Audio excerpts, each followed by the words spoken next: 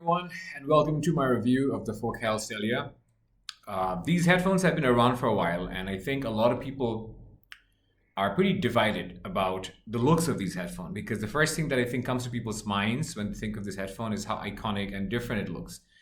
So, in this review, I'll talk about its looks, of course, because I know one guy who said he got into this hobby because of how pretty this is. So that just says something, right? Because there is a bit of ornamentation in this hobby, and I think a lot of us, whether we admit it or not, are drawn to nicer looking gears. So I'll talk about its looks, of course, its build, its comfort, and its specs, its drivability, tonality, technical performance, how it compares to other headphones in this sort of class and price class, and finally, what genres you might like this with. Now, on to the review. To start with the basics and the housekeeping stuff, like what its packaging and stuff, and what it comes with, its accessories. So Focal gives you this massive leather box with the Stellias. It's heavy and it's sturdy and it looks impressive, but this is to some extent what you pay the top dollars for. You're definitely paying for the presentation when you buy a Focal headphone of this caliber. So inside you have the headphone, of course, in a carrying case, which I'll talk about in a bit, and you have a bunch of cables. The cables are pretty obnoxious, I have to say. So you get this long cable, which is um, obnoxiously janky, and but that's true for all Focal cables. This long cable is pretty unusable, so I think most people will chuck it. And you get with the newer iterations of these Focal headphones, like the one I got because I bought mine pretty recently, 3 months ago. With some of these newer iterations, you get this cable, like a 1/4 inch termination, and the color schematic, of course, the dark brown, it matches with the Focal Stellia, but it's slightly better and more ergonomic and more usable cable. So to talk about this case that it comes with, so the case is pretty typical of all Focal headphones. All Focal headphones have a case like this, a carrying case, which is a nice sort of cutout inside that houses the Focal headphone. But my problem with this case is with this headphone with the Stellia is that when I was carrying it around like this at some point, this screw came off. I hope you can see this. And this screw came off and it's not supposed to. So, I mean, it's not a huge issue. Of course, it's solvable. It goes back in, but just it's not very stable right now. So it's solvable, of course, through DIY solutions. But I did write to Focal and the dealer in India that I got this from, and I've been promised a replacement. And apparently, Focal has shipped a replacement for me. So I'm waiting to hear back on that. But just so you know, the case is what it is. So you might want to be careful when you carry this. I've even considered getting an aftermarket case to carry the Focal Stellia around. Since it's closed back, I do want to use it in cafes and shops, coffee shops in the future as the pandemic subsides. I'm hoping it does. So that's for sort of the accessories. Build-wise, it is a famously sturdy build.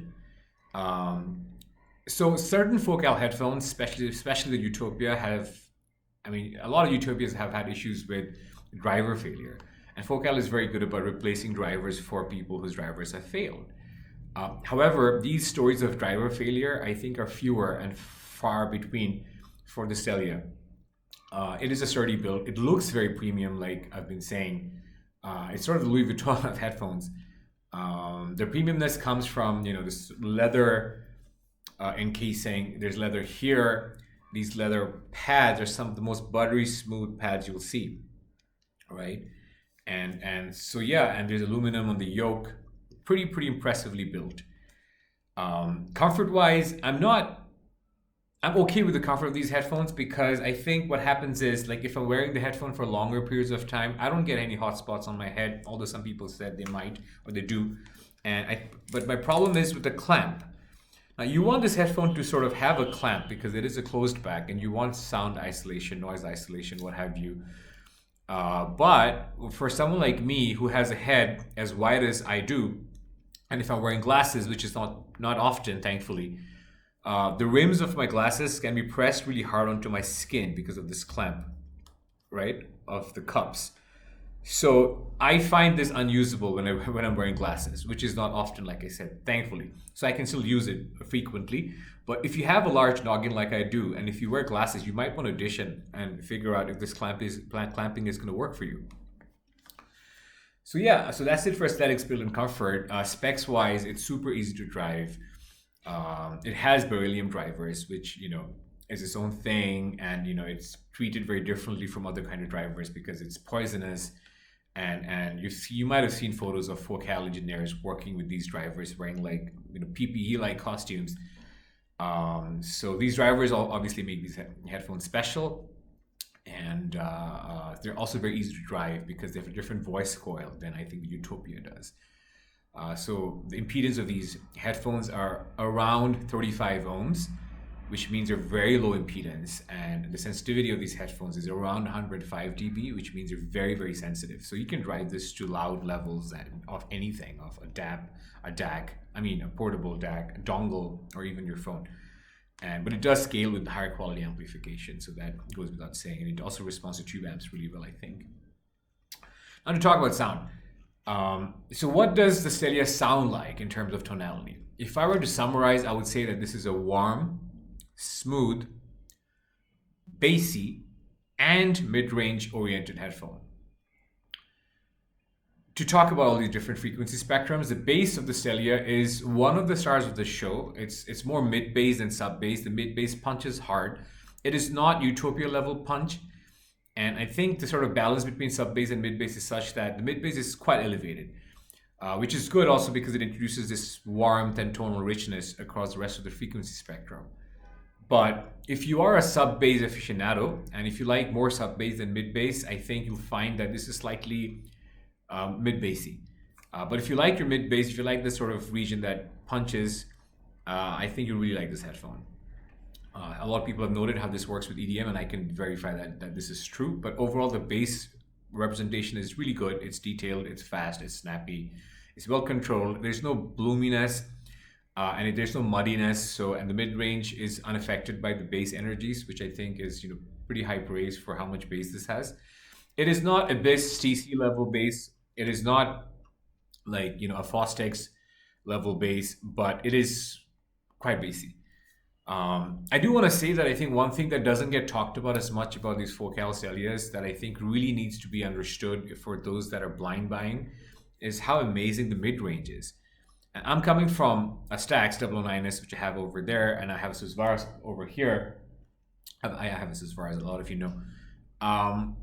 The mid-range, I think, holds its own, which is saying a lot, right? And in what ways, you might ask? So first of all, the micro dynamics, the nuances in vocal inflections, in voice detail that you get from Susvara, you get a lot of that on the Stellia. And it's quite nice because last night I was listening to the Alice in Chains Unplugged album, and I was so impressed with how this portrayed Lane Staley's vocals with Jerry Cantrell's backing vocals, nuances, inflections, vocal reverb, what have you. It was quite enchanting with this. It plays instruments really well. Acoustic instruments sound wonderful with this. So in many ways, I see this headphone having a lot of Susvara qualities with more mid-bass and also sub-bass in the Susvara, which is something that I think a lot of you will gravitate to. Now, moving on to treble. The treble gets interesting because I think it's a pretty smooth treble. The treble is, to me, very reminiscent of, let's say, the 600 or 650 series of headphones. There's a bit of scoop, I think, in the lower treble, which gives it this smoothness. You still get a fair amount of treble detail, and 10K is quite suppressed, but there's some energy around 20K, so you get a sense of air, and somehow the treble smoothness does not get in the way of its presentation of details or treble detail even. But overall, it's a very smooth headphone. So if you've heard stories that this is a bright headphone, honestly, I have no way of explaining how that it could be bright for anyone else because it's not bright for me. And I've played this for people who are younger than me, who might be more treble sensitive, and they can affirm, or they have affirmed, that this is not a bright headphone at all. It's smooth and it's warm. Some headphones can be warm and still have treble peaks, but this is not it. Within normal listening volumes. And of course, this is burnt in and broken in, so that's something worth keeping in mind, because I have found that Focal headphones do change character, especially in terms of the timbre and its metallicness and brightness with time. So the timbre here, by the way, and I'll get into this when I talk about technical performance, is well integrated with the rest of the natural presentation in terms of its tonality. Now, to talk about technical performance, the first thing that comes to mind when I think of its technical performance is the fact that I think it's a pretty fast headphone. So that means that Transient responses are smooth and snappy. Dynamics, I talked a bit about microdynamics in the vocals region and the mid-range region, which I said is class leading. It really is class leading. And I think the macrodynamics are also pretty good. They're not top of the class as top of the class Focal headphones can get in terms of macrodynamics. So it's not a utopia level of macrodynamics. It's still slammy, it's still punchy, it's still crunchy, and it still sounds great when you play with EDM and rock. But I think that the Utopia Slam is much harder if that matters to you, because a lot of us audiophiles talk about slam, and some are confused about what it means. But if you know what I'm talking about, this is a slammy headphone, but it's not a Utopia level of slamminess. So I talked about speed.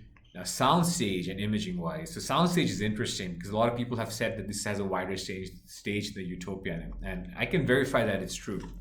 So it's not. So I want to also disclaimer this. It doesn't sound as open as Utopia, of course, right? Because it is a closed back, and what that means is, so in terms of width, so there are times when I think you will see images popping out that are perhaps slightly out of your head. But in terms of width, you do also sense that it's contained within the cups, right? Within this sort of diameter. And so you do know you're listening to a closed back, but it's not as suffocating as most closed backs. It's not as open as an open back, because with an open back, you sort of feel like the sound is coming from slightly outside of your head on the sides. So the best way I can put it is it's not as open sounding as Utopia, but it's wider than Utopia. In terms of depth of stage, the Utopia I think has greater depth, but this has pretty fantastic layering. And imaging I think is the forte of all Focal headphones, because this images amazingly well. I've AB'd this with a headphone that I consider pretty class leading for imaging, which is the Abyss AB12665TC. And I AB'd this non-stop and continuously for I think a few hours 2 nights ago off a DAB and off a full-size headphone amplifier. And what I realized is that its imaging is really close to the Abyss. However, what the Abyss does, which this cannot do and doesn't do, is the Abyss has very spaced out images. So this doesn't have as much space, but it's definitely more spaced out than, let's say, an HD600, which you'd expect because it's an entry-level headphone. So very impressive for soundstage and imaging, as far as, particularly for imaging, as far as a closed back goes. And finally, timbre. The timbre of this headphone, I think, is fabulous. Maybe that's an overstatement. It's not as fabulous as the MF timbre, right? But the reason I want to sort of make a point about its timbre is that it's not metallic like a lot of people are afraid that Focal headphones can be. So it's not metallic like even a Utopia can be. It's not metallic like a Clear is. But you still get that crispness. So I think once you've heard a Focal headphone, a lot of people are scared to death of that metallic timbre. So they sort of keep finding that or associate that timbre with the crispness that the Stellia has, because it's a very crisp sounding headphone, like a lot of Focal drivers are. So that's all for technical performance. So who's this for? And what kind of genres can you play with this? And how does it compare to headphones that I've perhaps alluded to in terms of comparisons? So this is for someone who likes how it looks, who thinks he or she should be paying a premium for how it looks. This is someone who likes the Focal brand, someone who thinks that this is a luxury looking and a luxury item and would love to carry this around, or just see this when they're using it indoors because it's very pretty. This is for someone who likes bass. This is for someone who likes bass-oriented genres, especially EDM. This is for someone who values a laid-back, smooth presentation. So I think this works better for EDM than it does for rock and metal because it's slightly laid-back, like a Susvara is. So this is also for someone who likes vocal-based genres, someone who loves vocal sort of inflections and nuances, because it does vocals exceedingly well. It's a bit forward, the mid-range, the upper mid-range in particular, but it's not forward to the point that it's shouty. To give you context, it's slightly less forward than I think an LCD5. It's slightly less forward than these HD650s or 600 type headphones. And this is also for someone who I think likes that sort of punch and slam quality and wants to sort of spending time away from home or traveling and expects to be working away from home for 5 days or 7 days. And this is also for someone who likes a fair bit of isolation and wants to use a nice looking headphone on a flight. So it does cover a wide range of use cases, especially because it, like I said, it works with a wide range of genres, I would think that a lot of people would like this headphone. It's a pretty safe tuning. The only thing, like I said, it's slightly laid back. So what do I mean by laid back? And I'll sort of use this to transition to comparison. So I have here the Legend Evos, the Empire Ears Legend Evos, which I've talked about in previous videos. And I have more videos coming up where I use this as in order to compare with other headphones and IEMs. So the Legend Evos are pretty unique as far as IEMs go because they have a pretty big sound, a large sound. They have tall images and the dynamics are fabulous. The sub bass is out of this world. This has better sub bass than the Stellia does, I think. There's more sub bass detail and also quantity on the Evos. Now, the reason I bring this up is that I think they're very comparable. Like if you're A-being from a headphone like a Stellia, which is a very impressive headphone, to an IEM, one would think that Stellia would blow this out of the water because they're the sort of same price range, and you definitely usually get better performance, I think, from headphones that are priced similar to IEMs because you're paying for the form factor with IEMs and portability. However, I think this trades blows with the Stellia and in some ways surpasses it. In what ways, you might ask? This has better bass detail, more sub-bass impact than the Stellia. And the Stellia is more laid back. So overall, like if you're A-being between the Stellia and the Evos, what you find is that it's pretty similar presentation other than the fact that it's a more intense presentation. It's a more in-your-face presentation. It's a more sort of get up and go kind of presentation.